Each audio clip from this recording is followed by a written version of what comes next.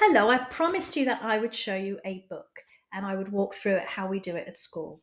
So, at school, the very first week would be a chance for the children to have a look through the book themselves. So, I give them maybe 2-3 minutes to flick through all the pictures to ask me any questions about any of the pages.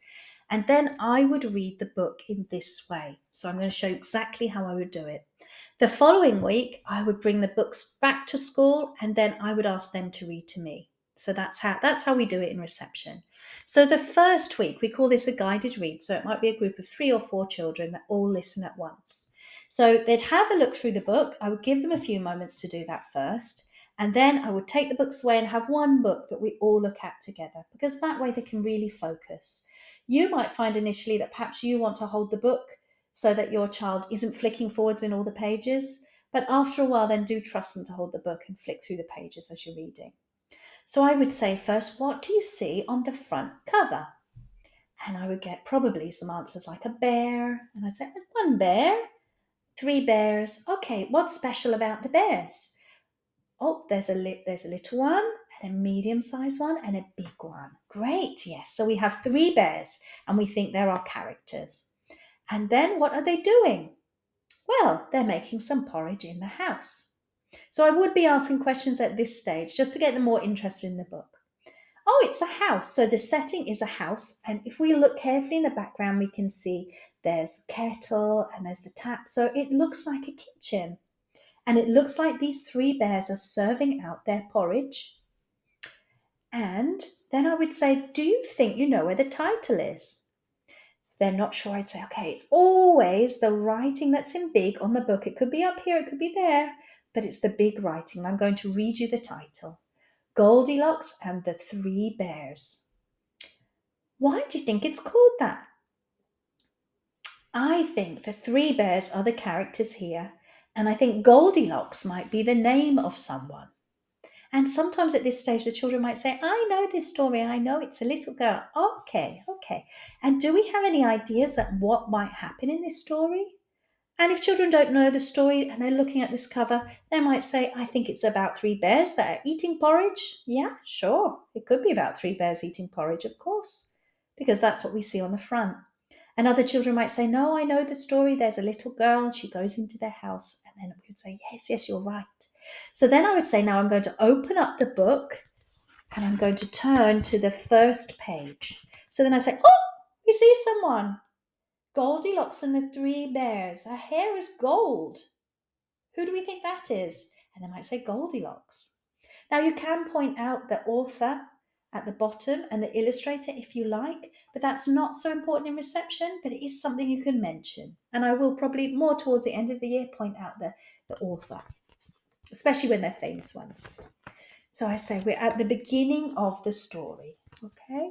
And on this first page, we can see a little girl, and she is at a big house, and we see some trees. So it's a forest, it's a house in a forest. And we can see, let me just move to the side, I think it's easier to hold it that way. We can see 3 bears, and they're walking up the path away from the house. So I think that Goldilocks might go into the house. Shall we turn the page and see? Let's turn. Yes, look, Goldilocks next goes into the house. She opens the door and she peeks inside. And she can see there's 3 different chairs. There's a big hard chair, there's a soft middle-sized chair, and there's a little chair. I wonder who they could be for. I think this is Daddy Bear's and Mummy Bear's and Baby Bear's chair.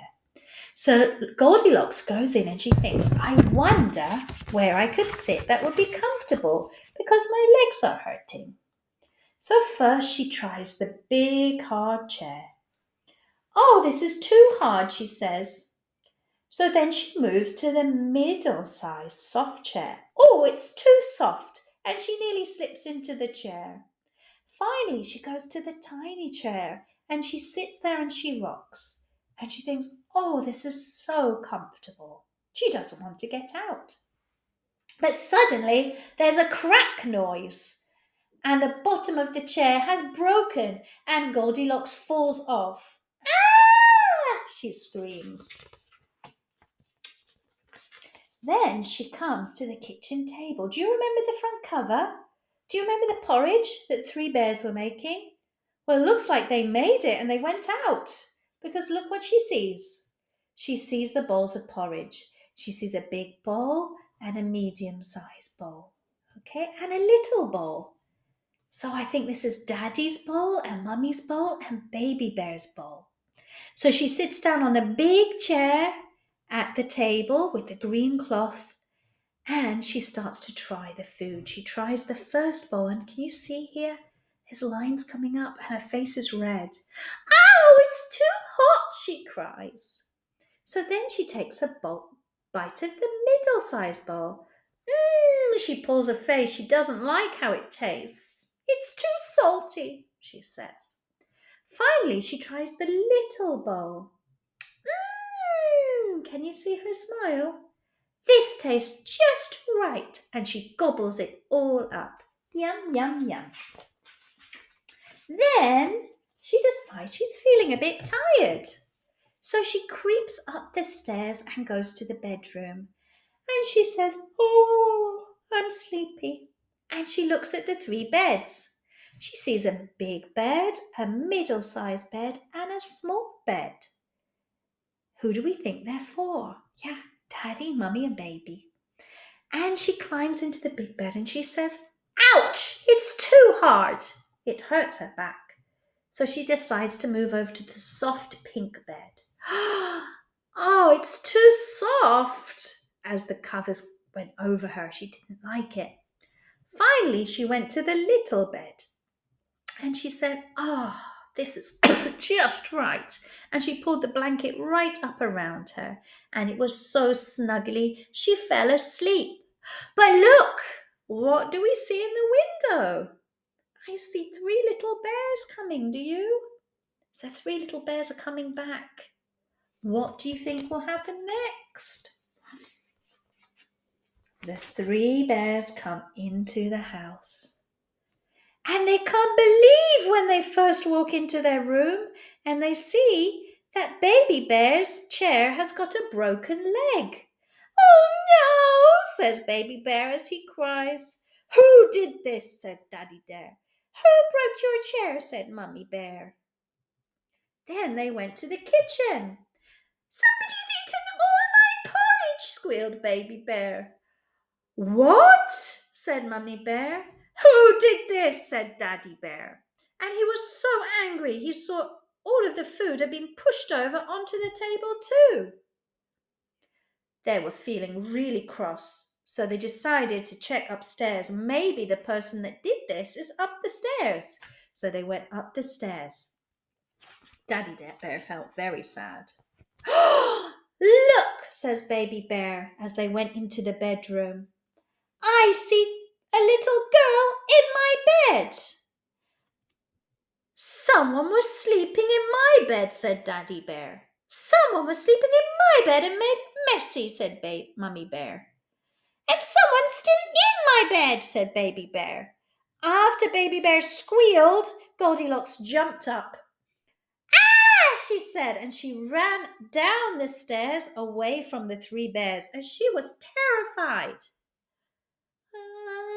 She saw the chair. "I did that. I'm really sorry," she said to the bears. "I didn't mean to break it. I just wanted to sit because I was really tired." The three bears thought about it for a long while and they said, "Okay, because you're sorry, we forgive you." "Okay." And then she said, "I'm still hungry." The bears were such kind bears, they shared the rest of their porridge with her and they all become friends. The end. So later you can look through these pictures and see if your child can talk about the story again. So when you're retelling on the last page, and this would be at a different time probably, you would say the three bears went out. Where did Goldilocks go first? And she could tell you that she went and she tried the chairs and what happened. And then where did she go next? Well, she went from the living room to the kitchen. After that, she went up the stairs to the bedroom. Then what happened when the bears came home, and you'd ask your child to talk you through each room again. And don't forget, like I said, in a lot of these books, there's lovely questions on the back that you can read first so you don't run out of ideas of what to talk to your child about. The end. I hope you enjoyed it. Now, we also have non-fiction books as well, and they can be a little bit different. It might be harder to speak in such great detail about them. We also have stories that are based with photos. This is fine as well. This is still a story. So sometimes we give these kind of books for children who are still really learning the language, and it really helps them because there's something they can relate to.